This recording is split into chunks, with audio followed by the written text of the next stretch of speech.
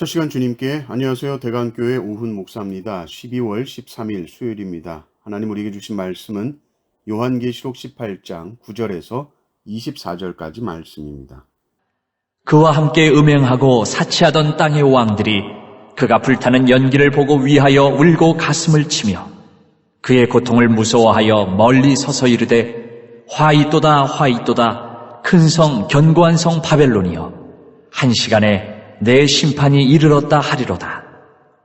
땅의 상인들이 그를 위하여 울고 애통하는 것은 다시 그들의 상품을 사는 자가 없음이라. 그 상품은 금과 은과 보석과 진주와 세마포와 자주 옷감과 비단과 붉은 옷감이요 각종 향목과 각종 상아 그릇이요 값진 나무와 구리와 철과 대리석으로 만든 각종 그릇이요 계피와 향료와 향과 향유와 유향과 포도주와 감람유와 고운 밀가루와 밀이요 소와 양과 말과 수레와 종들과 사람의 영혼들이라. 바벨론아, 내 영혼이 탐하던 과일이 내게서 떠났으며 맛있는 것들과 빛난 것들이 다 없어졌으니 사람들이 결코 이것들을 다시 보지 못하리로다. 바벨론으로 말미암아 치부한 이 상품의 상인들이 그의 고통을 무서워하여 멀리 서서 울고 애통하여 이르되 화이또다 화이또다 큰 성이여 세마포 옷과 자주 옷과 붉은 옷을 입고 금과 보석과 진주로 꾸민 것인데 그러한 부가 한 시간에 망하였도다.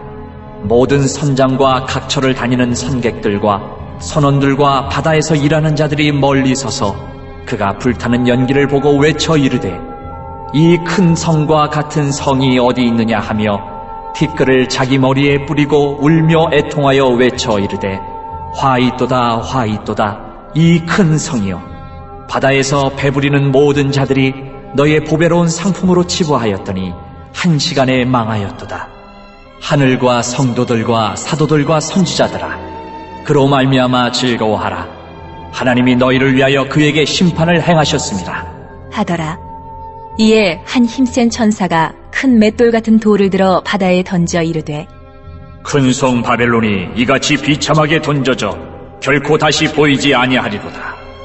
또 검은 곳 타는 자와 풍류하는 자와 퉁소 부는 자와 나팔 부는 자들의 소리가 결코 다시 내 안에서 들리지 아니하고 어떠한 세공업자든지 결코 다시 내 안에서 보이지 아니하고 또 맷돌 소리가 결코 다시 내 안에서 들리지 아니하고 등불빛이 결코 다시 내 안에서 비치지 아니하고 신랑과 신부의 음성이 결코 다시 내 안에서 들리지 아니하리로다.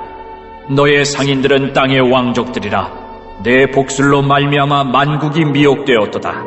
선지자들과 성도들과 및 땅 위에서 죽임을 당한 모든 자의 피가 그 성중에서 발견되었느니라 하더라.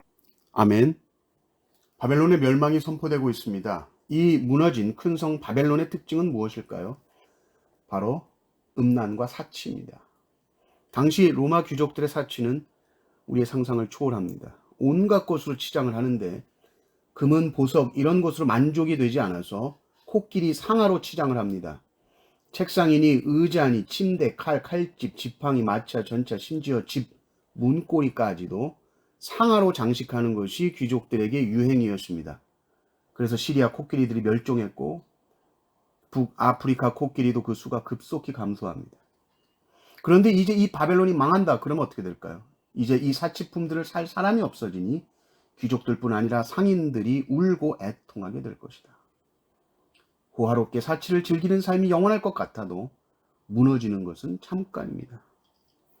19절을 보십시오. 티끌을 자기 머리에 뿌리고 울며 애통하여 외쳐 이르되 화이또다 화이또다 이 큰 성이여 바다에서 배 부리는 모든 자들이 너의 보배로운 상품으로 치부하였더니 한 시간에 망하였도다.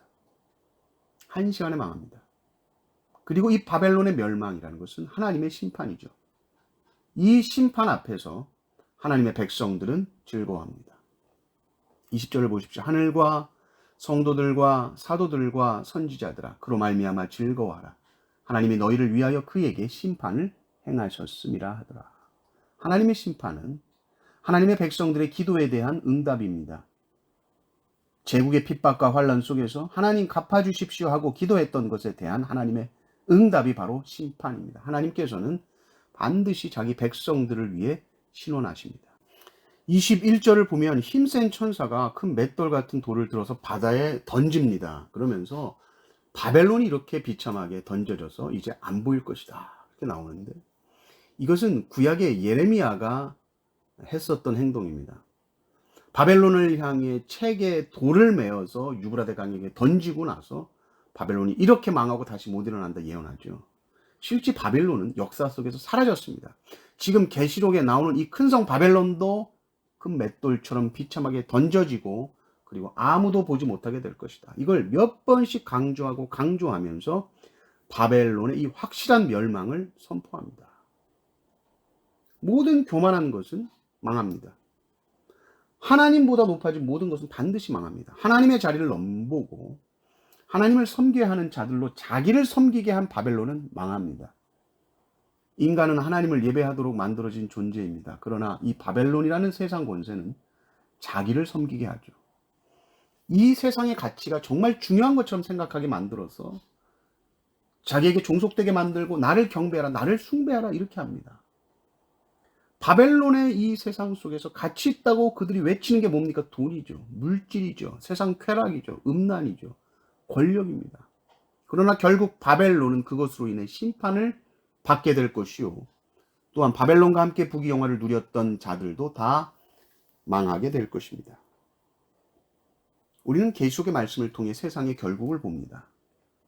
계시록을 읽는 성도는 누구보다 미래지향적으로 살 수 있습니다. 가장 확실한 것에 확실하게 투자하는 삶을 살 것입니다. 결코 곧 무너져버릴 이런 부실한 이런 바벨론에게 투자하지 않겠죠.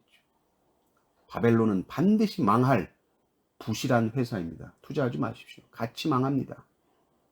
하나님의 나라에 투자하시기를 바랍니다.